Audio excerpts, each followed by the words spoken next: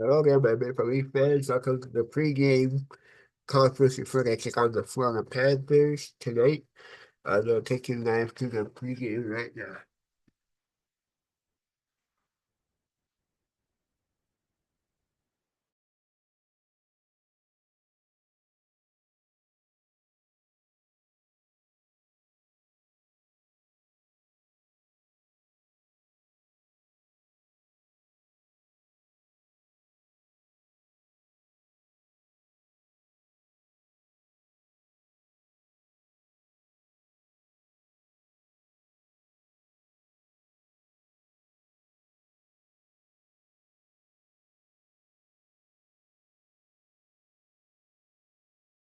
Positive feelings coming back to this town?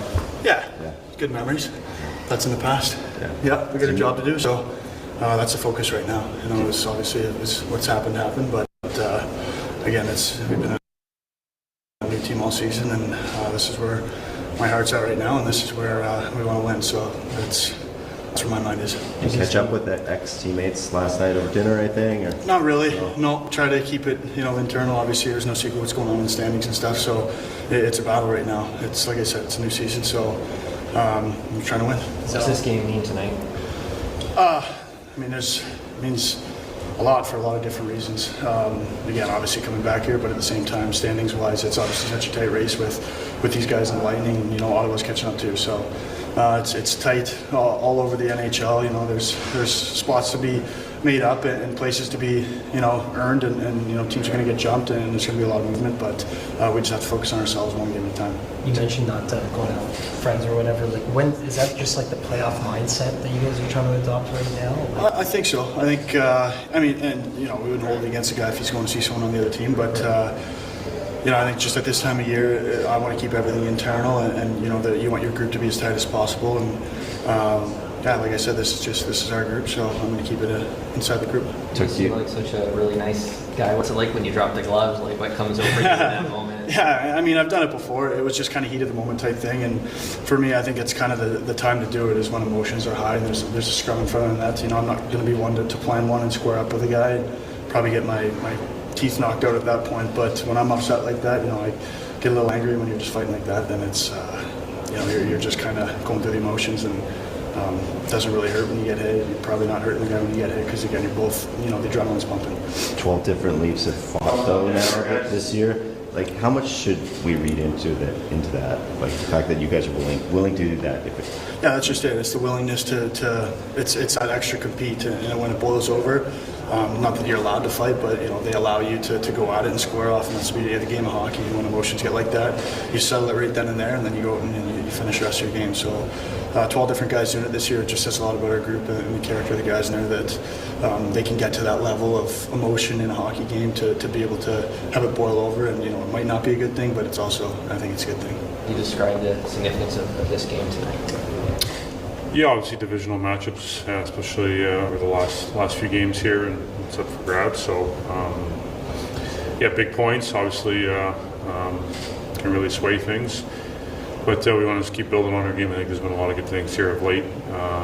We know the challenge that they're going to present, and how well they play as a team, how difficult they make it on you, and the level that we have to play at, and just being poised and consistent. Obviously competing hard and trying to fight for room out there. They don't give you much of it, and we don't want to give much either. So, what did you write against them last week that you want to replicate tonight?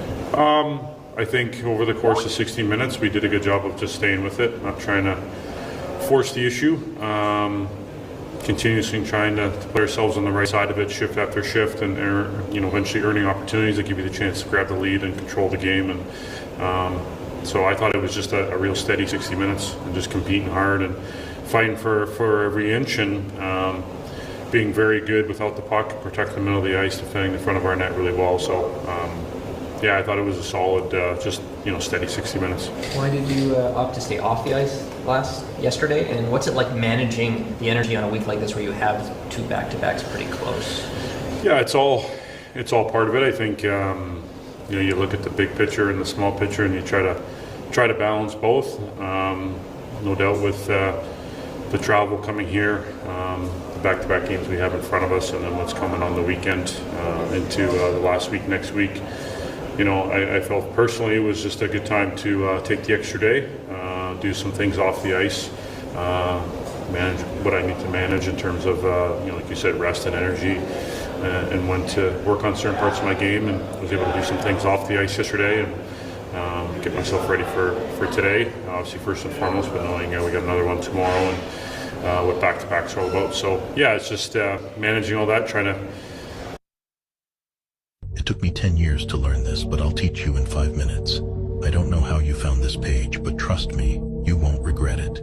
This is your chance to make money and change your life. And when I say change your life, I mean the kind of money that lets you stop working and live freely.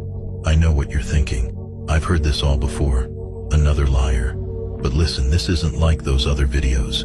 I've been fooled by them too. Those videos promise you millions for a few dollars, right? They say you can make money while you sleep or become rich in seconds. Scammers are everywhere. But I'm different. I respect you and I want to earn your trust. I'm not making any empty promises. What makes me different? I don't want anything from you. I'm not selling anything and I don't want your money. Put your credit card away, put your cash back in your pocket, and forget about bank transfers. I'm here to show you proof that my project works. Imagine you make $300 a day. That's $1,500 a week or $6,000 a month. Still don't believe me? That's okay. But think about it. Making $1,500 every week isn't that unrealistic. Most people earn that in a month or two. But what about get feedback from our staff and everyone that's on top of all those sorts of things to help you set yourself up as best you can. So it was a good day for myself, and excited for getting back at it, getting the skates back on today. You've battled against Brad Marchand for years as a Bruin. How weird was it, to see him as a Panther? Yeah, it was different, no doubt. He obviously he's had a tremendous career in Boston and what he's accomplished there, and being there for as long as he's been. So it was definitely different. What do you appreciate about how Carlo uses his stick in the defensive end zone? Craig was calling him a vacuum. Yeah, that's a never heard that type of analogy before, but that makes a lot of sense. I think with his size and his reach,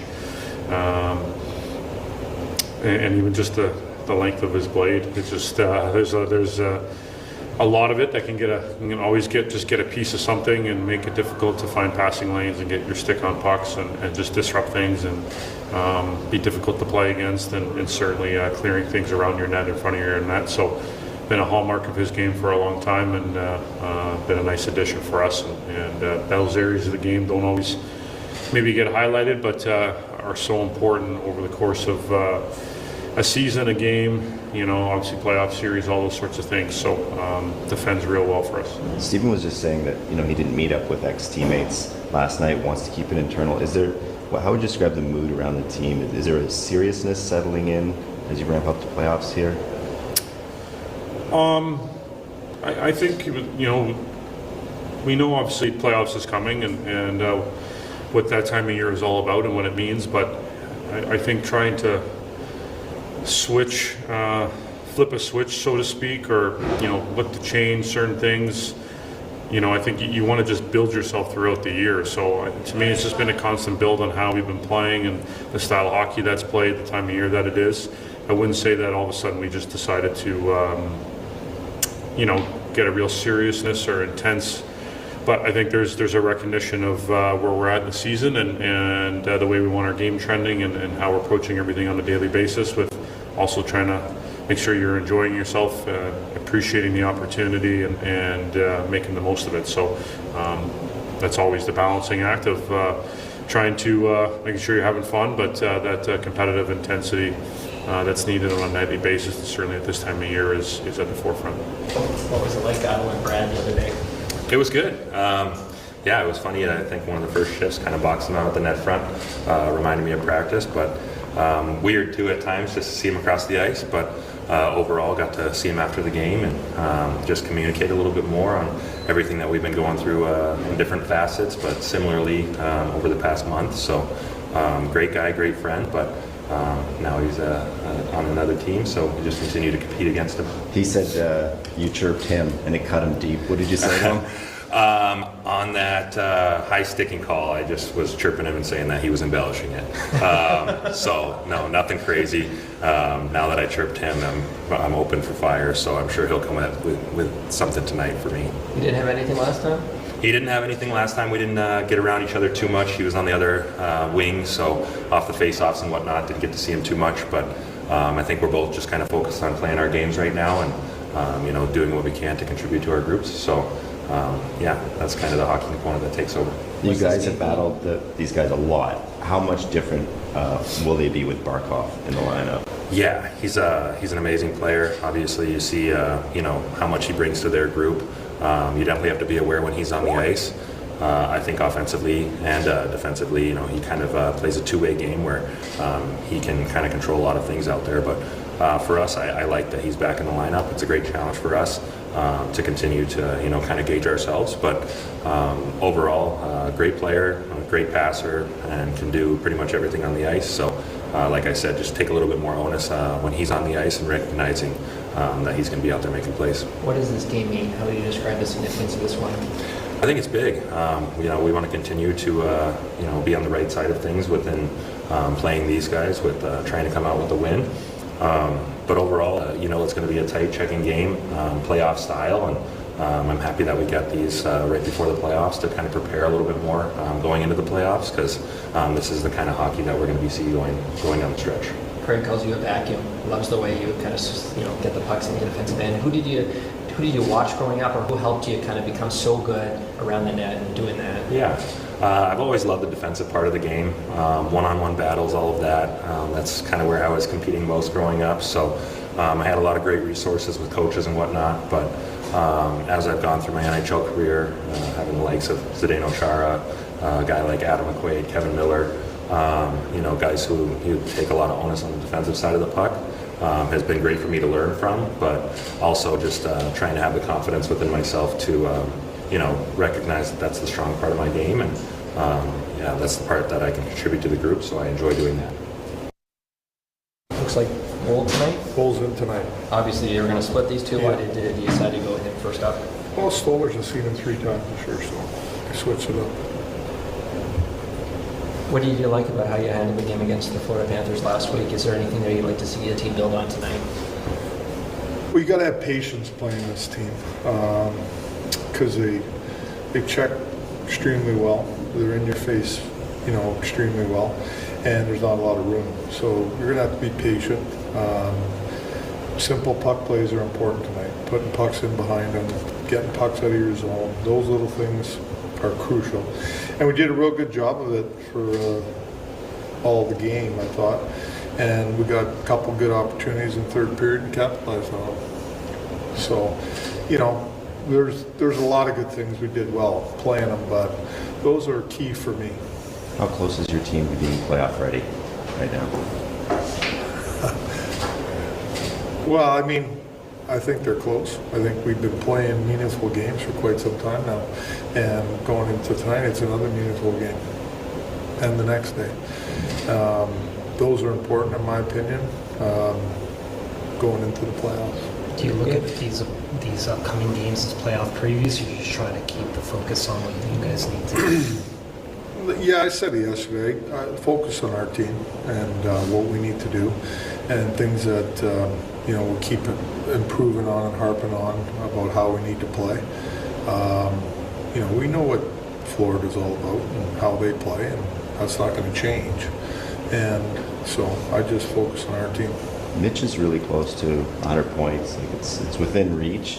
What's your sense of what that milestone would mean to him, where he could get it? Well, it's like a guy scoring 50 goals, and it means a lot to the player, individual, and and to our team and to the organization. He's just got to make sure he stays in the moment with things and plays the right way, and the points will come. He's a very good player. He has the ability to do a lot of good things, so he's just got to stay focused and just keep playing his game and focused on playing the team game. Barkov's back tonight. Yeah. How much does it change? Well, he's a great player. He's one of the best 200-foot players in the National Hockey League. So it makes it. He's difficult. He's hard. He's a hard opponent to go against. Who's ever out there against him, and he makes their power play better. He makes their penalty kill better, and he makes their 5-on-5 game better. Yeah, if you guys sit out that last game, which was the second half of the back-to-back for Florida, you got the 2 back-to-backs this week at the optional practice yesterday. How challenging is it when you have all these back-to-backs near the end of the season? Well, that was one of the reasons we chose to. Well, we had a day off Sunday, and then Monday they had the option of staying off or doing something in the gym or going on the ice for a kind of a skill session. We got 2 sets of back-to-backs coming up here, so starting tonight and one on the weekend. So it's a lot of hockey. So rest is important, and that's one way we could do it.